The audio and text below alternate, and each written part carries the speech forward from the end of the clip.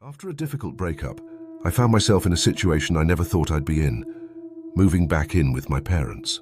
My ex and I had been sharing an apartment in New Haven, Connecticut, a city that had its charm but now holds bittersweet memories for me. When we first signed the lease, I thought everything was falling into place.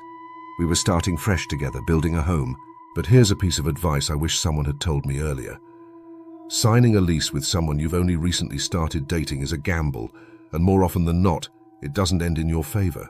Unfortunately, I learned this the hard way. As time went on, I realized he wasn't the person I had imagined or hoped he would be, and things fell apart quickly and painfully. Now I'm back in northern Connecticut, where my parents live. It's a stark contrast to the bustling streets and lively atmosphere of New Haven. Up here, the pace of life is much slower, the air quieter, and the nights darker. If you've ever ventured into the northern parts of the state, you'd know it feels like stepping into another world, a world of winding roads, open fields, and a certain stillness that's almost unsettling if you're used to the noise of city life. While some might find the rural charm refreshing, I've always considered myself a city person. I thrive on the energy of busy streets, the convenience of 24-hour diners, and the hum of life that seems to fuel my own. Being in my mid-20s, I feel like I'm in the prime of my life, and this sleepy town doesn't exactly align with my idea of where I should be. It's not that I dislike my parents' home. It's cozy, familiar, and safe. But it's also far too quiet for someone like me, someone who craves the rhythm and chaos of an urban environment. This move, I tell myself, is only temporary. I'm already setting my sights on finding an affordable place where I can regain my independence and, hopefully, rebuild my life.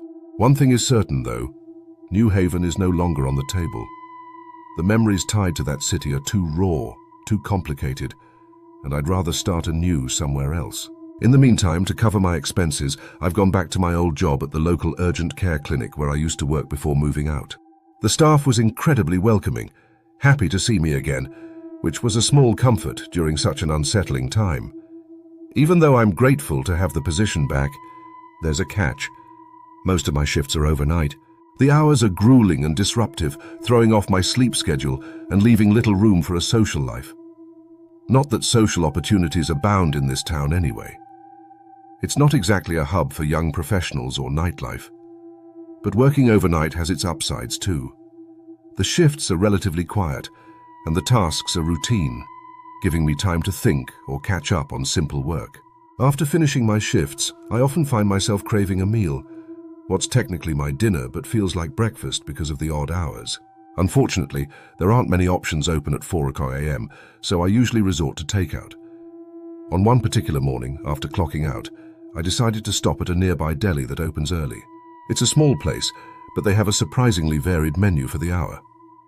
I grabbed a chicken sandwich and a salad, planning to enjoy it once I got home. However, before heading back, I realized I needed to refuel my mum's car. I pulled into a large gas station along my route, a place I've been to many times before. The station always gives me an eerie vibe. It's massive, with plenty of space for cars, yet it's perpetually empty. Even during the day, it rarely feels lively, and at this hour, the silence is even more unsettling. I opted to pay in cash, hoping to save a few dollars on the transaction. As I walked back outside to the pump to fuel up, a blue sedan entered the station's expansive lot. It was one of the few cars I'd seen at this eerily quiet gas station that night.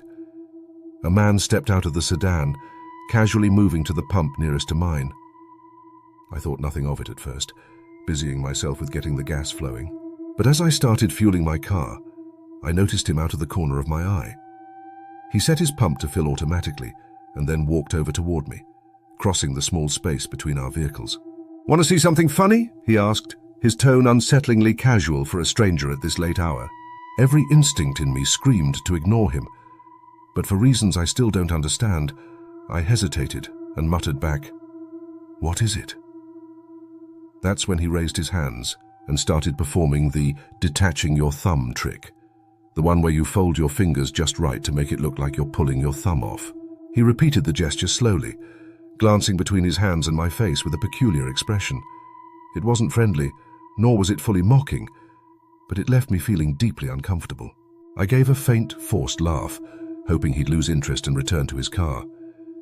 Instead, he kept going, repeating the same juvenile trick over and over, as if daring me to react differently. I decided to focus on my own task, keeping my eyes on the numbers ticking away on the pump. When the nozzle clicked, signaling my tank was full, I exhaled with relief. I returned the nozzle to its holder, determined to avoid further interaction, and quickly headed inside to collect my change.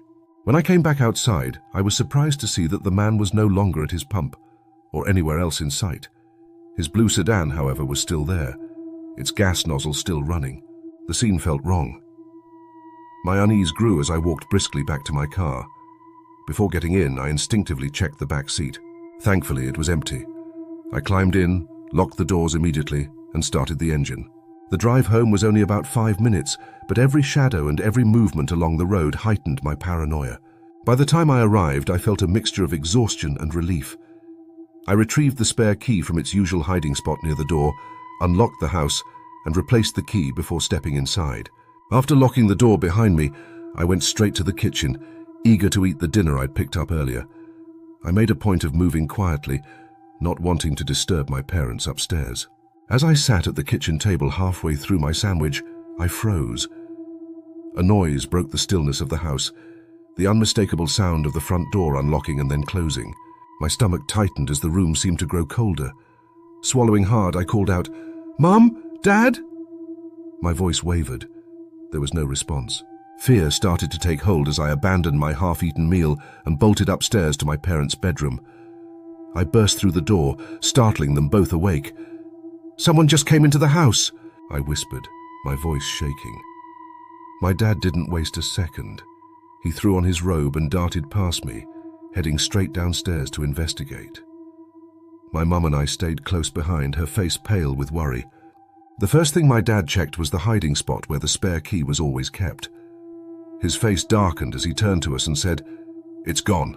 The realization hit us all at once. Whoever had entered the house had likely taken the key while I was fumbling with it earlier. My mum, despite her fear, couldn't resist reprimanding me for not being more cautious. Her voice was low but sharp. "You have to pay attention to your surroundings." She wasn't wrong, but her words did little to quell the growing dread in the pit of my stomach. My dad moved methodically through every room in the house, turning on lights and checking every corner with a determined focus. He wanted to be thorough, but as he progressed, I couldn't shake the feeling that something was wrong.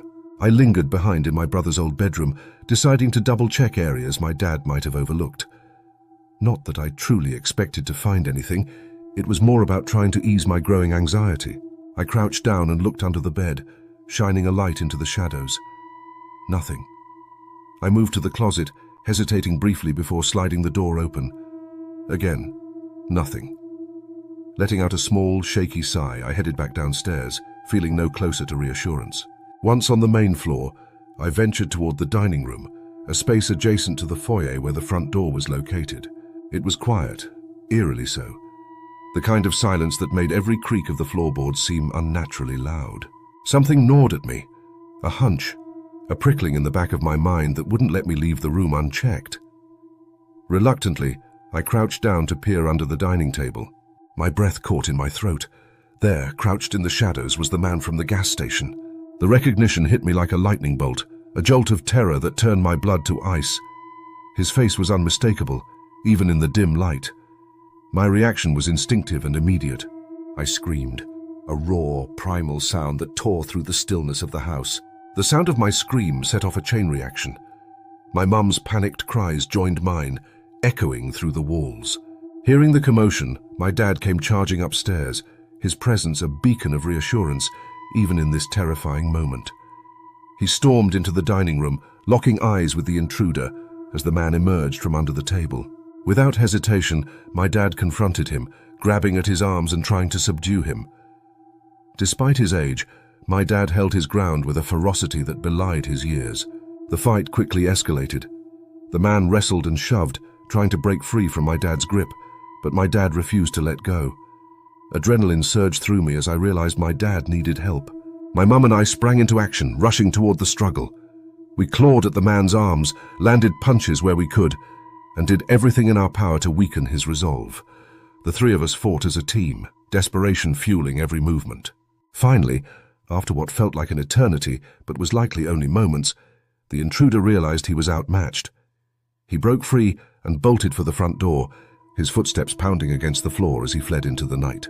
My dad, though winded, made sure the door was locked behind him before turning to us, his face a mixture of relief and concern. Shaken but determined, we immediately called the police. The officers arrived within minutes, their presence a welcome sight in the aftermath of such a terrifying encounter. They took our statements and assured us they would patrol the area throughout the night. One squad car remained parked in our driveway, its lights flashing faintly as a deterrent against the intruder's return. Not taking any chances, my dad wedged a sturdy chair under the front door handle, creating an extra layer of security. He refused to go back to bed, opting instead to stay awake in the living room, keeping watch over the house like a sentinel. The next morning he took matters into his own hands, replacing the front door locks entirely.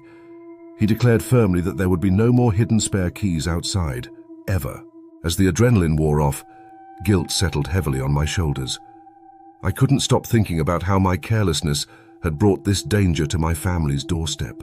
Retracing the night in my mind, I began to suspect the man had followed me home, likely with his headlights off to avoid detection. It explained why I hadn't noticed any cars behind me during the drive. While I'm endlessly grateful that we all emerged from the ordeal unscathed, the experience has left a lasting impression. This house, which once offered me a sense of comfort and safety, now feels tainted by the memory of that night. The need to leave and establish a place of my own has never felt more urgent.